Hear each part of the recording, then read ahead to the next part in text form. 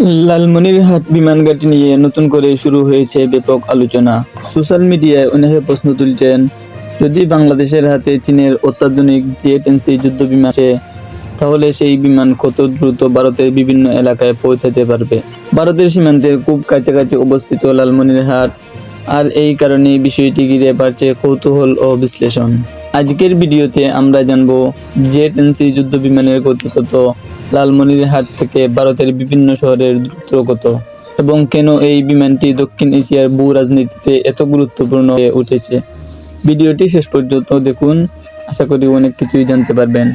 প্রথমেই জানা দরকার, চীনের জে-10C একটি আধুনিক 4.5 জেনারেশনের মাল্টি-রোল যুদ্ধ বিমান। এই বিমানের সর্বোচ্চ গতি প্রায় 2100 থেকে 2200 কিলোমিটার। এতে রয়েছে আধুনিক AESA রাডার, দূরপাল্লার ক্ষেপণাস্ত্র ব্যবস্থা এবং উন্নত ইলেকট্রনিক যুদ্ধ প্রযুক্তি। বিশেষজ্ঞরা বলছেন, এটি শুধু আকাশ যুদ্ধের জন্যই নয়, দ্রুত মোতায়েন ও সীমান্ত নজরদারিতেও অত্যন্ত কার্যকর। এখন আসি সবচেয়ে আলোচিত প্রশ্নে, লালমনিরহাট থেকে ভারতের বিভিন্ন স্থানে যেতে কত সময় লাগতে পারে।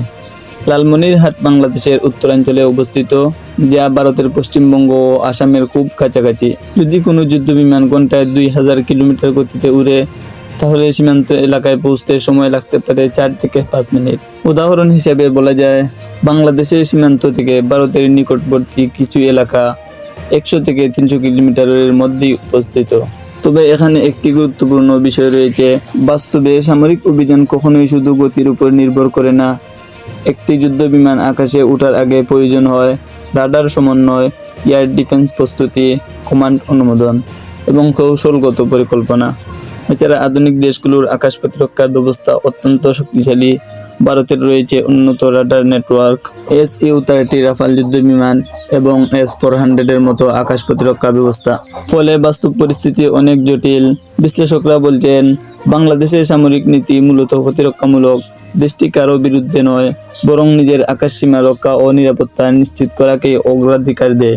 তবুও লালমনিরহাট ঘাঁটি ও সম্ভাব্য আধুনিক যুদ্ধ বিমান নিয়ে আলোচনা ভারতীয় মিডিয়ার নতুন উদ্বেগ তৈরি করেছে। কারণ দক্ষিণ এশিয়ায় এখন চীন, ভারত ও পাকিস্তানের সামরিক প্রতিযোগিতার আগের চেয়ে অনেক বেশি গুরুত্বপূর্ণ হয়ে উঠেছে। আরেকটি বড় বিষয় হচ্ছে লালমনিরহাটের ভৌগোলিক অবস্থান। এই অঞ্চল থেকে উত্তর পূর্ব ভারত তুলনামূলকভাবে খুব কাছাকাছি। তাই কোনো আধুনিক এয়ারবেস তৈরি হলে সেটি কৌশলগতভাবে গুরুত্বপূর্ণ হয়ে ওঠে। বিশেষজ্ঞদের মতে, এ ধরনের ঘাঁটি শুধু যুদ্ধের জন্য নয়, দুর্যোগ মোকাবিলা, সীমান্ত পর্যবেক্ষণ এবং দ্রুত প্রতিরক্ষা প্রস্তুতির জন্য ব্যবহৃত হয়। তবে এখন পর্যন্ত বাংলাদেশ সরকার আনুষ্ঠানিকভাবে জে-10C কেনার কোনো ঘোষণা দেয়নি। সোশ্যাল মিডিয়ায় ছড়িয়ে পড়া অনেক তথ্য যাচাই ছাড়াই ভাইরাল হচ্ছে। তাই বাস্তব তথ্য ও গুজবের মধ্যে পার্থক্য করা খুবই গুরুত্বপূর্ণ। জে-10C যুদ্ধ বিমান নিঃসন্দেহে আধুনিক প্রযুক্তির একটি শক্তিশালী উদাহরণ। এর গতি সক্ষমতা নিয়ে মানুষের আগ্রহ থাকাটা স্বাভাবিক। তবে সামরিক শক্তির সবচেয়ে বড় উৎস হওয়া উচিত শান্তি ও নিরাপত্তা বজায় রাখা। দক্ষিণ এশিয়ার স্থিতিশীল বজায় রাখতে সব দেশেরই দায়িত্বশীল ভূমিকা প্রয়োজন। এই বিষয়ে আপনার মতামত কি? বাংলাদেশের কি আরও আধুনিক যুদ্ধ বিমান প্রয়োজন? কমেন্ট করে জানান।